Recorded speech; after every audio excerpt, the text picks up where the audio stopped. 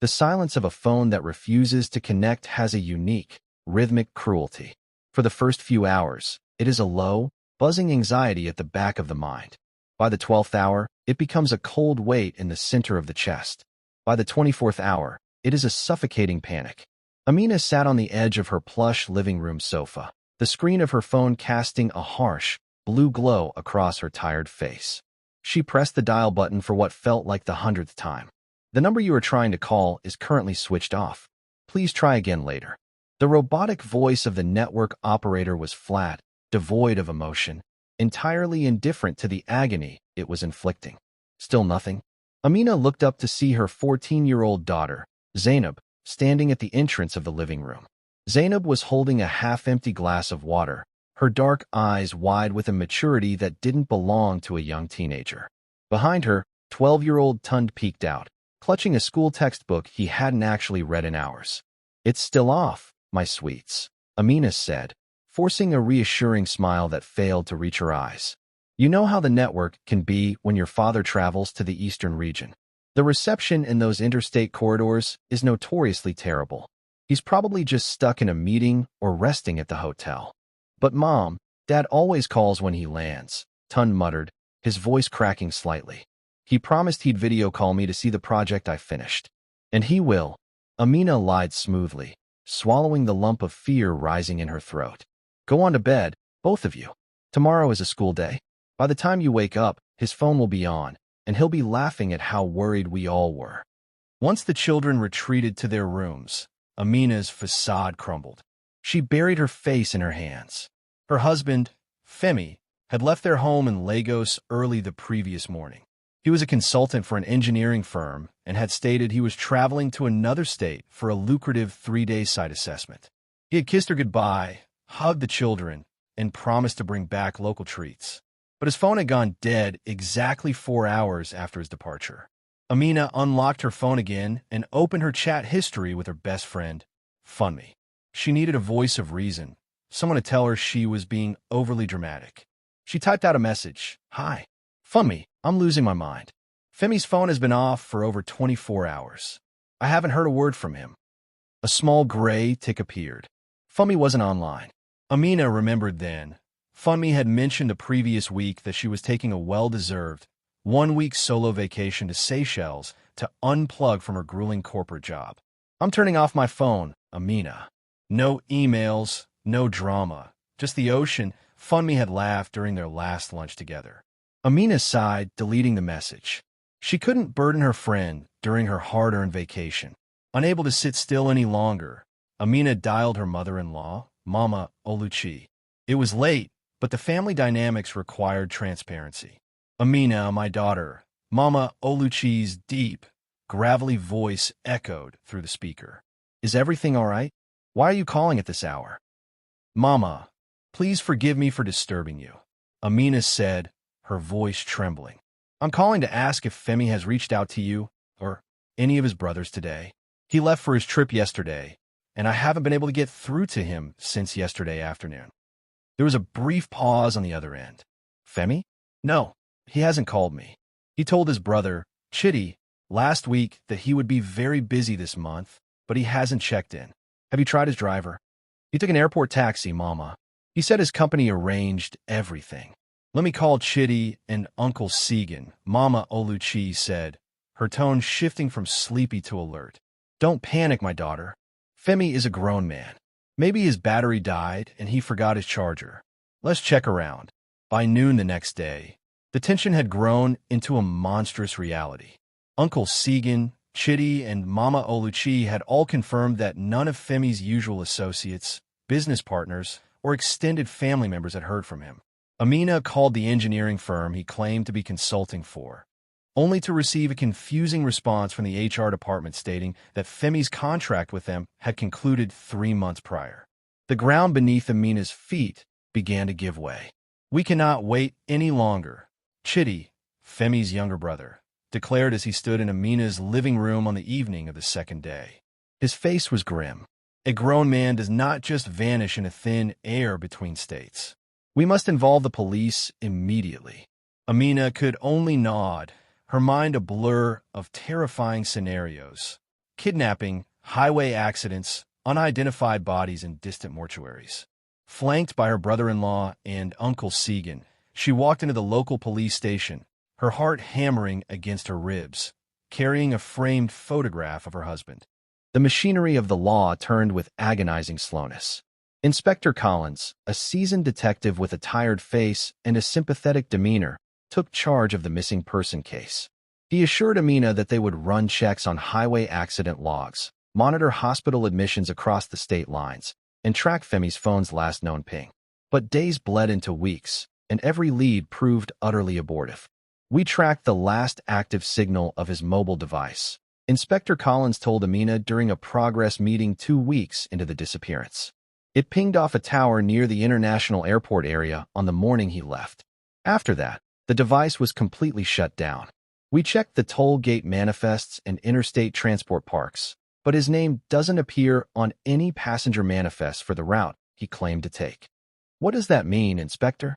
Amina asked, her voice hollow. "It means, Mrs. Bello, we are expanding our search. We are looking into financial records, but as you know, obtaining court orders for bank statements takes time. Please bear with us." The toll of the disappearance was physical and devastating. Amina stopped eating. Food tasted like ash in her mouth.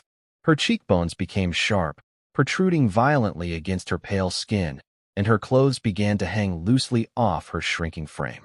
She spent her nights pacing the corridor of her home, jumping at every car engine that slowed down outside their gate, praying it was Femi returning with an elaborate explanation. The suffering trickled down to the children. Zainab, who had always been at the top of her class, became quiet and withdrawn. Her teachers called Amina to report that Zainab spent her classes staring blankly out the window, her grades dropping from straight A's to barely passing marks. Tun's reaction was louder. The 12-year-old boy became prone to sudden outbursts of anger and tears. One afternoon, he threw his school bag across the living room, screaming that he hated school and wasn't going back until his father came home to drive him. "Why isn't anyone finding him?" Tun sobbed, burying his face in Amina's lap. "Is Dad dead, Mom? Did bad people take him?" Amina held her children close, her tears soaking into Tun's hair. She had no answers. She was running her catering and events business entirely on autopilot, losing clients because she couldn't focus on logistics. The vibrant, joyful Bello household had turned into a mausoleum of grief and unanswered questions. Yet, through the darkness, Amina held onto a fragile sliver of hope. Every morning, she woke up and prayed, "Lord, just give us a sign. Just a single thread to lead us to him, alive or dead. Let's just know the truth." The sign arrived on a Thursday morning, exactly 4 weeks after Femi vanished. Amina's phone rang, and Inspector Collins' name flashed on the screen. "Mrs. Bello." The inspector's voice was unusually formal, lacking its typical casual warmth. "We have uncovered a significant lead in our investigation regarding your husband. We have obtained definitive information." Amina's heart stopped, then raced at a frantic pace. "Did you find him? Is he alive? Is he hurt?" "I would prefer to discuss this in person, Mrs. Bello," Collins said gently. "Would it be convenient if my team and I come over to your residence this afternoon? Say around 2 o'clock. Yes, please come. I will be waiting." Amina gasped, her hands shaking so violently she almost dropped the phone. As soon as the call ended, she phoned Mama Oluchi. "Mama, the police called. They found something. They are coming to the house right now." The news spread through the family like wildfire. To the Bello family, a police visit of this magnitude meant one of two things. Either Femi had been found in a hospital or his body had been recovered. By 1 o'clock, the living room was packed.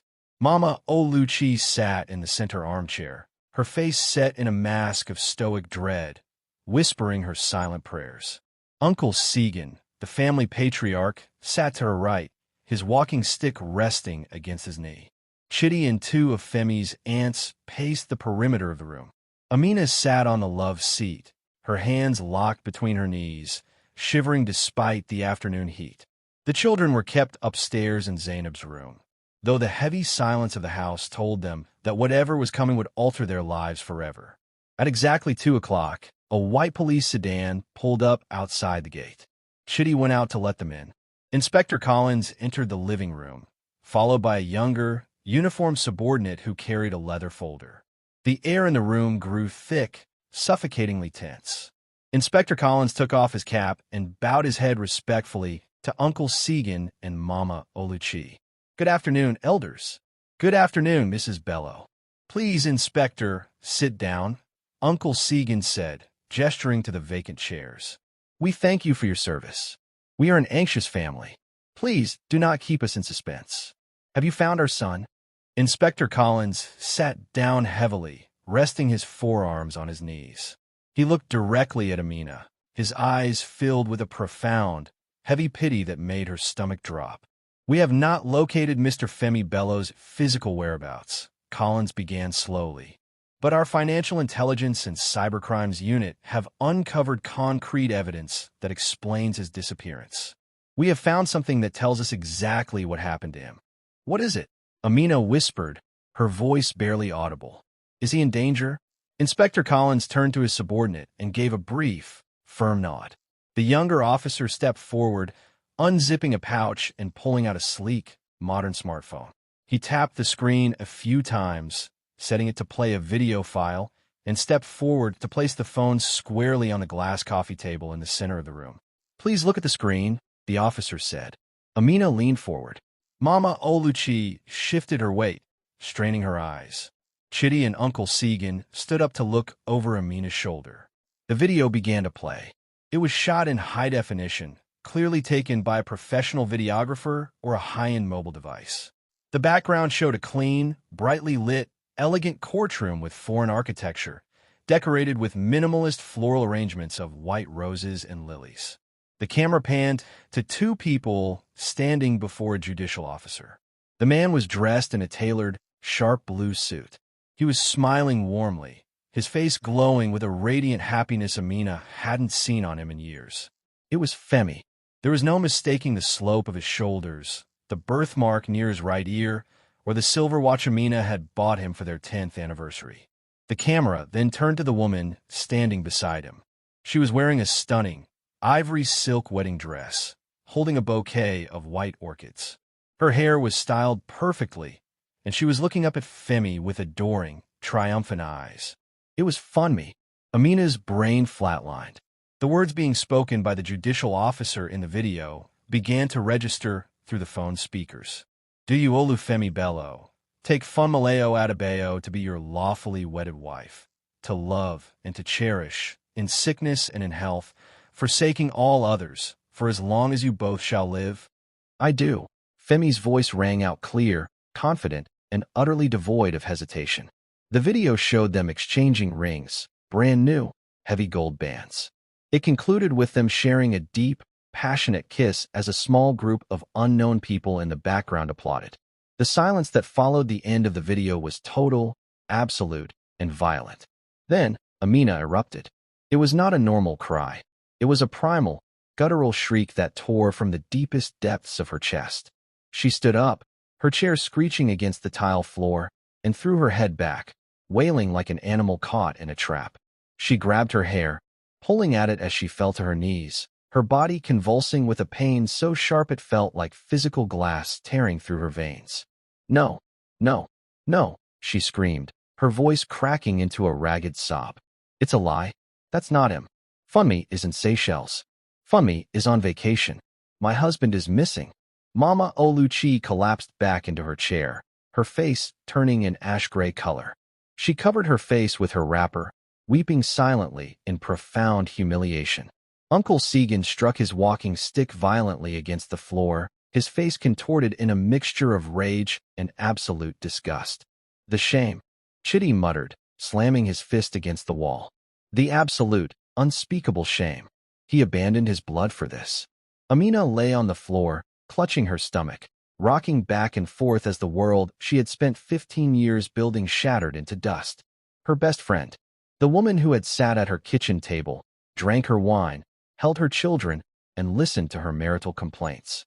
Her husband, the man she had loved, catered to, and prayed for. They had planned this. Together. "Mrs. Bello," Inspector Collins said gently, kneeling beside her, though he didn't dare touch her. Our investigation revealed that Mr. Bello cleared out his hidden personal accounts over a period of 6 months. Miss Funmaleo also liquidated her assets. They did not travel interstate. They boarded an international flight to a European nation on the very morning he went missing.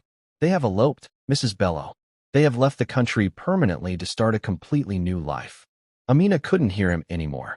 The sound of Femi's "I do" was looping in her ears, a modern executioner's song that killed every ounce of joy she had ever possessed.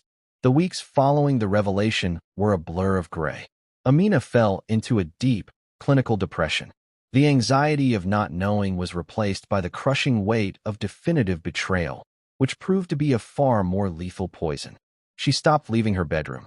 The curtains remained drawn, plunging her room into a perpetual, suffocating twilight. Her catering business ground to a complete halt. She ignored calls from suppliers, staff, and loyal clients until the business effectively ceased to operate. The extended family tried their best. Mama Oluchi, despite her own profound shame and heartbreak over her son's actions, came to the house frequently to cook and force Amina to take a few spoons of broth. "You must eat, Amina," Mama Oluchi pleaded one evening, sitting on the edge of the dark bed. "Do not let that worthless boy kill you. He is no longer my son. A man who abandons his wife and children to run away like a thief in the night has no mother. But you have children. Look at them." But Amina could barely look at herself in the mirror. When she did, she saw a ghost, sunken eyes, hollow cheeks, and dry, cracked lips. She felt a profound sense of inadequacy.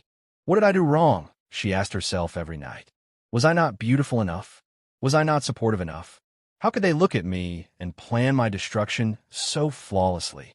The turning point came on a rainy Tuesday afternoon. Amina lay in bed, staring at a water stain on the ceiling, when she heard a muffled sound from the adjacent room. She got up slowly, her bones aching from disuse, and walked toward the source of the noise. She pushed open the door to Zainab's room. The 14-year-old Zainab was sitting on the floor, her school uniform still on, with her arms wrapped around her younger brother, Tund. Tund was crying silently, his shoulders shaking, holding a notice from their school. "It's okay, Tund," Zainab was whispering, her own tears tracking down her dusty cheeks. "I will talk to the principal. I'll tell him Mom is just sick. They won't expel us. I'll find a way to get the fees from Uncle Chitty." Amina looked at the paper in Tund's hand. It was a final warning letter from the school administration regarding unpaid tuition fees for the term and continuous academic decline. A cold shockwave struck Amina's heart, clearing the fog in her brain instantly. She looked at her children. They looked neglected, their uniforms unkempt, their eyes filled with a terrifying insecurity that no child should ever carry. She realized then, with absolute clarity, that Femi hadn't just abandoned her. He had abandoned them. And by withdrawing into her own grief, she was finishing the job he started. She was letting their future be destroyed by his selfishness. "If anything happens to me, if I break down completely, who will protect them?" she thought. "Who will secure their future? He is gone, living his life. I cannot let him take my children's lives too." Amina stepped into the room. The children looked up, startled. She didn't say a word. She dropped to the floor and pulled both of them into her arms, holding them with a fierce, protective strength they hadn't felt in months. "I am sorry," Amina whispered into their hair, her voice firming up for the first time in weeks. "I am so sorry. Your mother is back. I promise you, from today, you will never have to worry about anything again. We will be fine. We will be more than fine." Letting go of a betrayal of that magnitude does not happen overnight. It was a slow, daily choice to choose life over bitterness. Amina began to let the incident go little by little, treating the memory of Femi like a malignant tumor she had successfully excised from her body. She reopened her catering business with a fierce, almost desperate vengeance. She rebranded it as Amina's Kitchen and Events, moving out of her home kitchen and renting a small commercial space. She threw herself into her work, working 14-hour days, channeling every ounce of her pain, anger, and humiliation into her culinary creations and event designs. Her resilience paid off. Within 3 years, her business grew exponentially. She secured major corporate contracts, providing catering services for oil firms, banks, and high-profile weddings. She became known for her impeccable standard of professionalism and her exquisite African fusion menus. She used her profits wisely. She pulled her children out of their old school and enrolled them in one of the most prestigious international academies in Lagos, ensuring their academic performance rebounded under premium guidance. 10 years flew by, then 15, then 20. The passage of time transformed the wounded, broken woman into a matriarch of immense substance and grace. Amina's business grew into a conglomerate, expanding into luxury event venue rentals and hospitality consulting. She bought a beautiful, sprawling property in a serene part of the city. Her children grew into remarkable adults. Zainab excelled in her studies, eventually traveling abroad to obtain her master's degree in corporate law. She returned to Nigeria as a sharp, brilliant attorney, securing a high-paying partner-track position at a top-tier law firm in Lagos. Tun found his passion in financial technology, becoming a successful software engineer and co-founding a fintech startup that received millions of dollars in seed funding. They were happy, successful, and deeply united. The name Femi was never spoken in their household. He had become a non-entity, a ghost from a past life that had no bearing on their glorious present. The afternoon sun was fierce when a battered, yellow commercial bus pulled up near the gates of Amina's corporate headquarters in Lagos. A man stepped out. He looked to be in his late 50s, but his body carried the wear and tear of a man well into his 70s.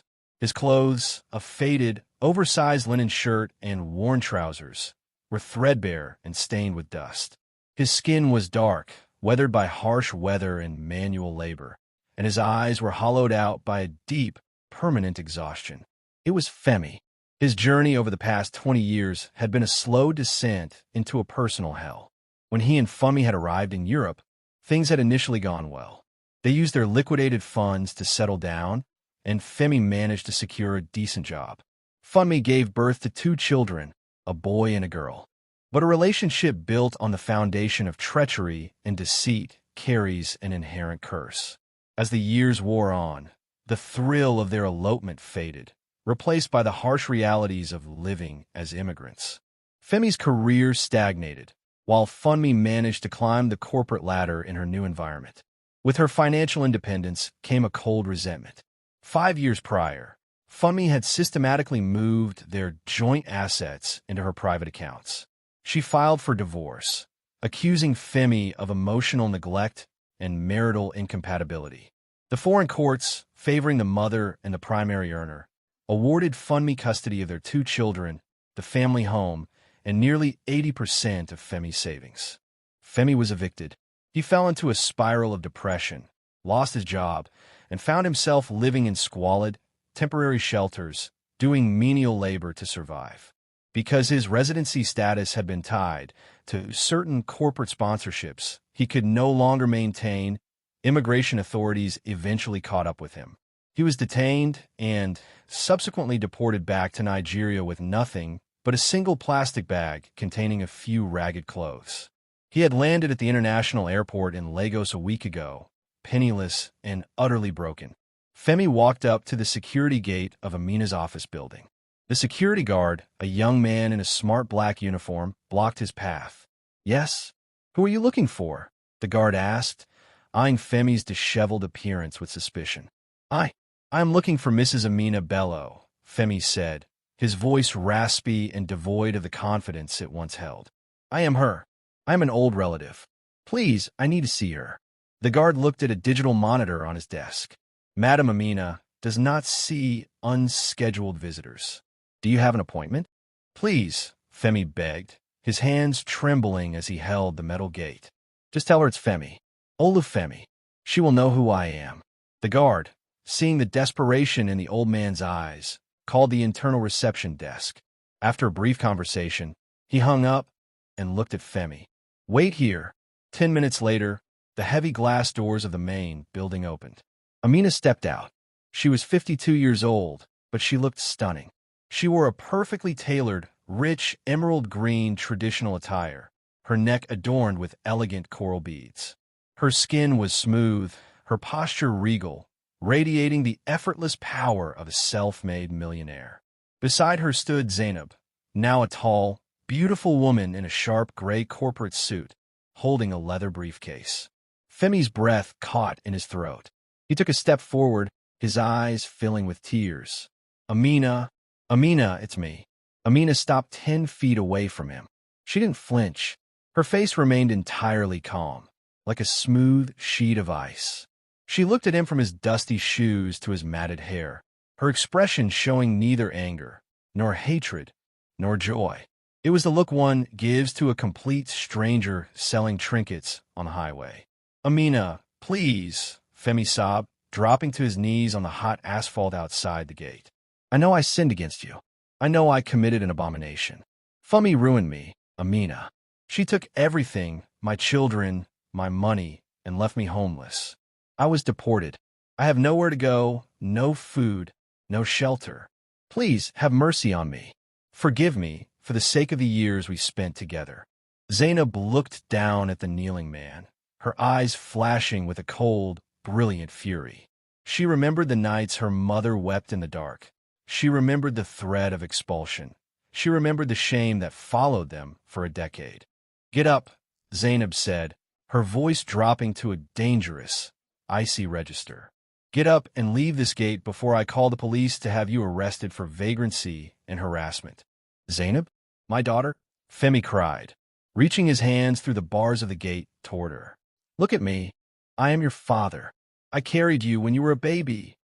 My father died 20 years ago on a trip to another state, Zainab said smoothly, without a single shred of emotion. You were just a trespasser. Mom, let's go. We have a board meeting. Amina didn't utter a single word. She didn't scream. She didn't lament. She didn't ask him why. She simply turned her back on him, her silk wrapper swishing elegantly against her ankles, and walked back into her glass building. Zainab followed her, the heavy doors closing behind them with a soft, final click.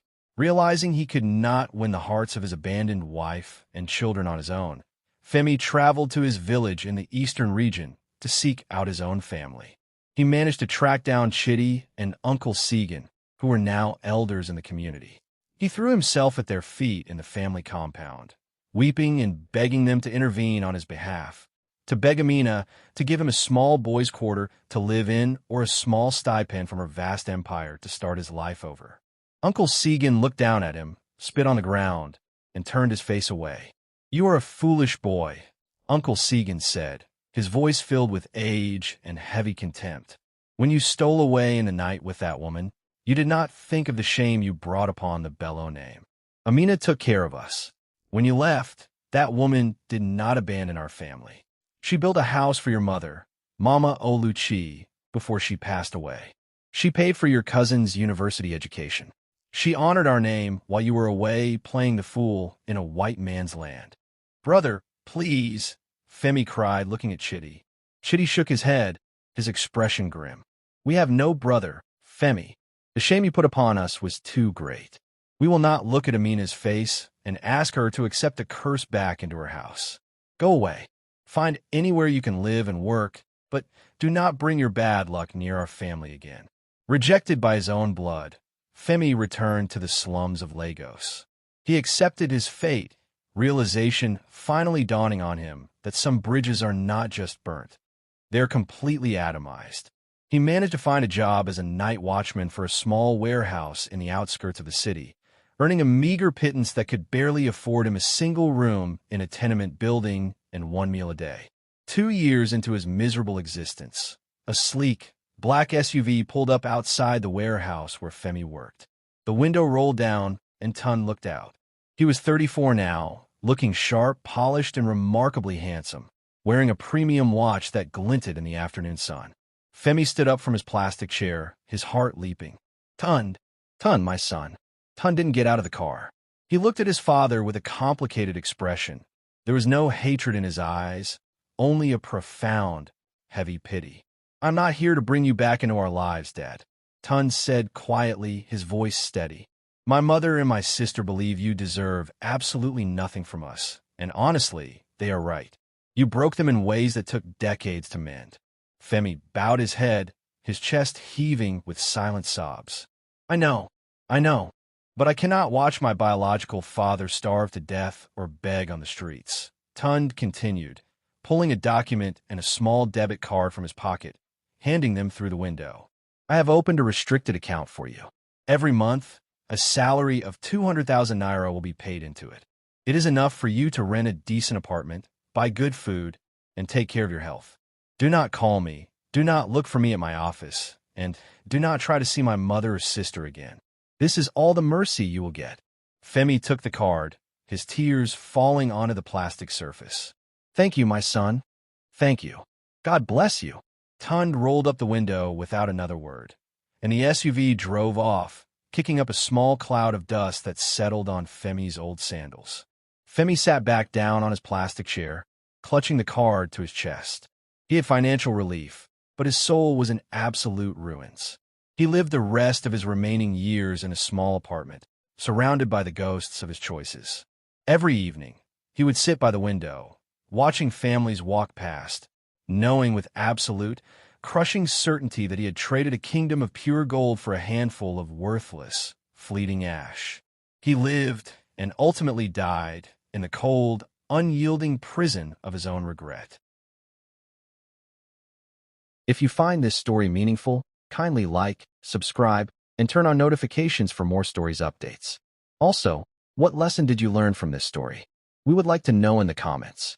Thank you for watching.